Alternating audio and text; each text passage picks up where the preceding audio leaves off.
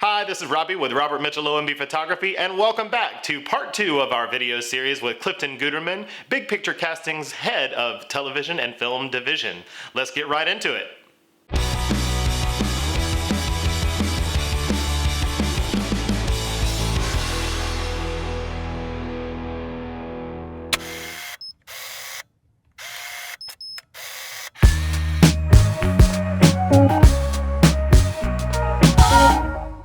So for TV and film, we are hired to help put out all of the roles that we are responsible for casting out to agents or to actors directly if we're not going through agents, and help curate those submissions and those incoming tapes and present to that client who we think they should see in a callback or possibly cast off tape.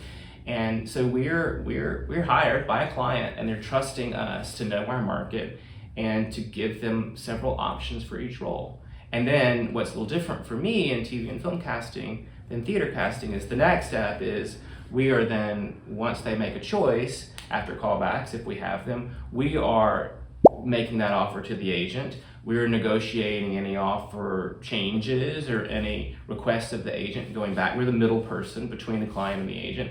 And then we're closing the deal and getting all of that performer's data that the producer might need and passing it along. And then we're kind of done unless we need to recast or something happens. And there was a good amount of that actually during COVID. People showing up on set thinking they were getting a fitting and they test positive and we get a call about the B and C choice. There was a few heartbreaking stories like that. But yeah, that's sort of the general arc of what I do.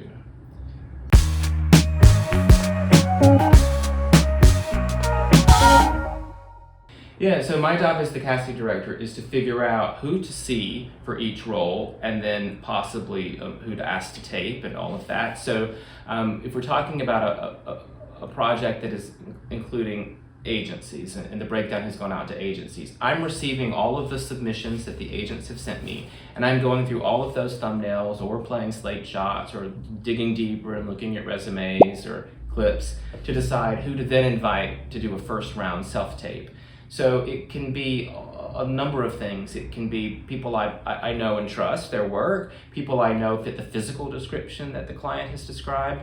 Perhaps the director and I have had a chat about a look or a sort of sense or an aura, so a lot of it is just me going through and making some judgment calls of who I think might be great to tape, and then sending them an invite to tape.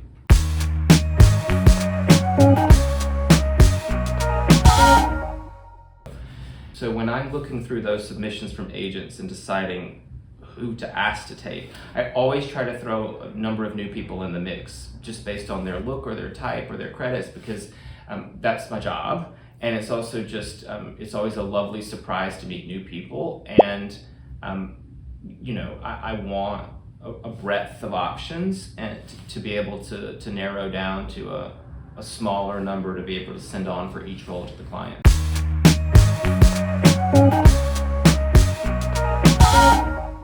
I would say 90% of my work is through breakdown services and Actors Access. Once in a blue moon, and this sort of applies a little bit more on the commercial side or industrial side, we will sometimes go through social media for a post for a really specific, like Atlanta chef with body tattoos or something, But primarily I am using breakdown services / Actors Access. And once in a while, if because of a pay rate or because of a very special type or another reason or two, we will open it up to Actors Access, meaning the breakdown won't just go to agencies, but it will go to those who are on Actors Access and are looking for an agent or independent.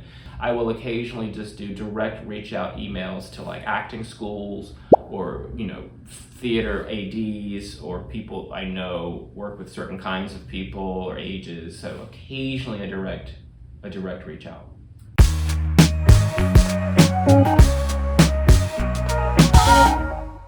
So I'll give you an example. This was a of film for a TV movie, so for BET. I was working on something a few months ago. It was like 25 roles. We were primary casting on it. And there were about 6 principals. And I think for each of those, so let's say those 2 roles, I got about 750 submissions for each. I probably requested about 350 to tape. I probably, due to some conflicts or unavailable actors, or people might just didn't open it, I think I probably got 175 tapes, maybe 150. And then out of that 150 for each of those roles, I think I presented 15 actors to the client.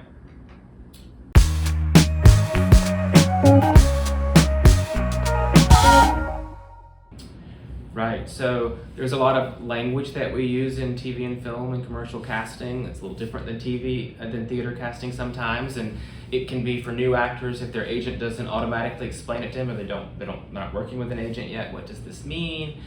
Things like putting someone on first refusal or an interest and avail check. So first of all, an interest and avail check, and I do these often, is, you know, the director and I and the producing team have narrowed it down to some, and we're just not quite ready to have callbacks yet, but we want to figure out and make sure that the people that we are interested in really are interested and available for the project.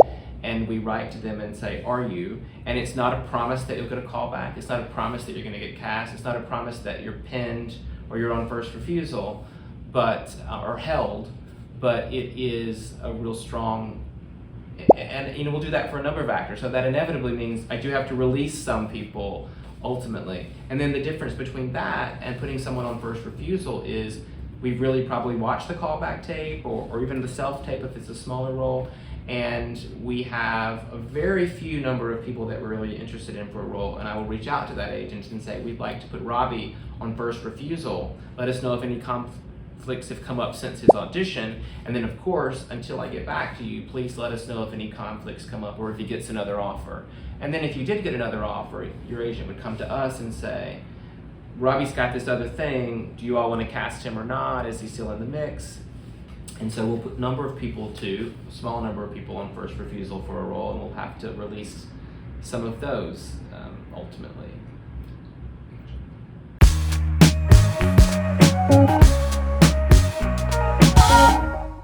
So the scenario of a producing team having to cast something before all tapes are in and before a deadline is up. I know it happens out in the world. It has not happened with me. I've not been on a project where we had to cast something before I could watch all the tapes.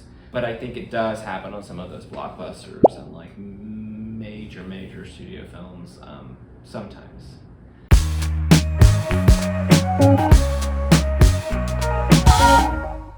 So to address this notion of like Atlanta actors falling in a certain order of preference and to casting directors, what do I think about them? I'm just going to first say I think they're amazing. I think there's some fantastic people, many who've come up through the theater scene here, but then others who only do TV and film, who are as competitive as any actor in any market in the world.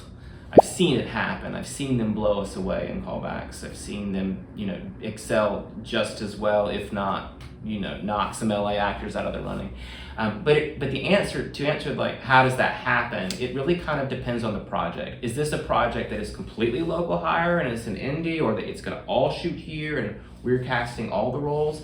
Is it a project that comes with an LA casting director? Say, I worked on a pilot recently for a network, and it was there was an LA casting director attached for the principal roles. And big picture, we were doing, say, 15 or so supporting and local hire roles.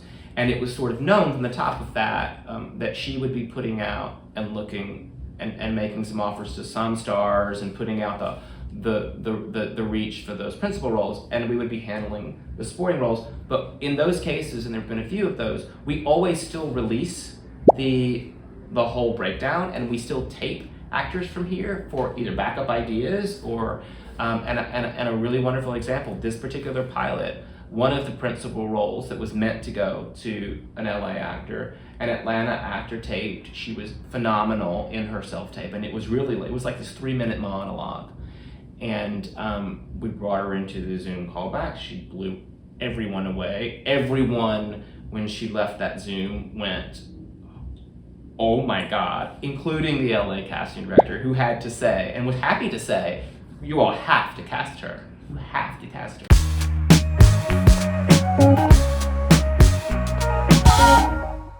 So actors reappearing a lot and seeming like they're the ones who book all the time and, oh, we see that person all the time, what's going on? I think there are probably several things at play. That person has probably learned how to audition really well. That person has probably made a fan of casting because they show up and really show up and do the work, and that casting offices can count on them to turn in great tapes, and then when they come to a Zoom callbacks, to knock it out of the park or to interact with teams. So yeah, I think that there is probably a fair amount of, just like in every artistic medium, when directors love actors and often cast them over and over again throughout their careers.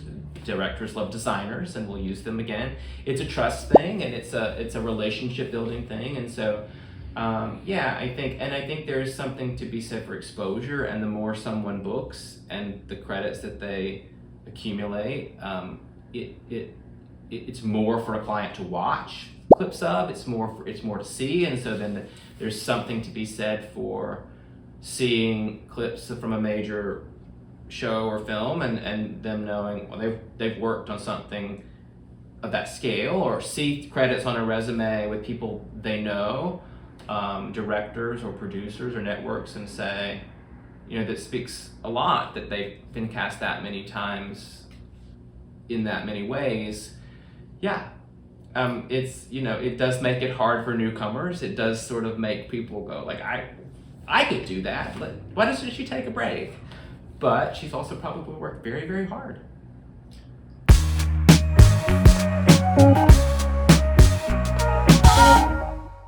So there are probably a lot of misconceptions that actors have about the casting process. I learned a lot when I took the acting hat off and went to casting director, but I think probably more mature actors understand this, but beginning actors or children or families of kids who are just getting into this might think the casting director is choosing the actors for the final role list or the cast list, and that is not true. Of course, that's the director and the producers, and often a network is weighing in, and you're kicking up finalists to a network for approval. But sometimes I'm asked to weigh in. Sometimes they really want to know my thoughts when someone leaves a Zoom callback. Sometimes I'm never asked. They know I liked them enough that they made my finalist list, but I'm sometimes not really part of the choosing. Sometimes I am weighing in and say, I think the strongest thing I saw was this, but obviously it's always the director's choice and the producers. I think that there's probably a misconception that we may take the easy road during casting and only call people in that we know and people that we can count on, and that makes it very, very hard for someone new. And I can't speak for other casting offices, but I can speak for myself, and I can say that I'm always trying to add, it's not a mathematical thing, so it's not a percentage, but I'm always trying to add new faces into the mix of every project I work on, because you just never know. And I have seen it happen, not just in TV and film, but theater too. But someone will surprise you and knock it out of the blue, out of the water, and you're just like, I'm so glad I invited them because that was unexpected, and now I know them. And even if they didn't book that project, they're now on your radar, and they may be really right for something else. And I think another misconception might be that we're in this seat of power, and that we hold all the cards, and that can be a very intimidating thing for a lot of actors, particularly young actors, and it feels like everybody on the other side of that table or that Zoom window has all the power, and I have none. And it may sound a little cliche, but I really do hope every tape that I press play on is an A+. I want to have 50 options to narrow down to 10. I'm hoping when I play it that it's fantastic. I'm not starting watching tapes going like, oh my God, more actors, and I have to watch the scene 50 more times, and oh, it's him. Like, I'm hoping you just are amazing when I play it, so that I can then fulfill my promise to the client, which was, yes, we can cast this. Yes, we have amazing people in the Southeast. We got you. I want them all to be great. So I think there's this idea, that we're all powerful and that we don't like actors. And now I'm not going to get into. I think there are casting directors who have made comments or who say things sometimes that can sound very bullying and can create that sort of impression of power, even in the way some taping instructions are worded. Can already set you up to feel on the defensive or powerless. And I do all I can, I think because I used to be an actor, to communicate in a way that I would want to be communicated with, and in a way that will set the actor up for the most success. I mean, give them everything they could possibly need about the project, if I'm allowed. Every amount of time I could give them to tape, every amount of notes I could give, if I could give any before a callback. I'm really on the actor's side, and I think that there may be a misconception that casting is not. But we need actors to do really, really well so that we can keep getting jobs.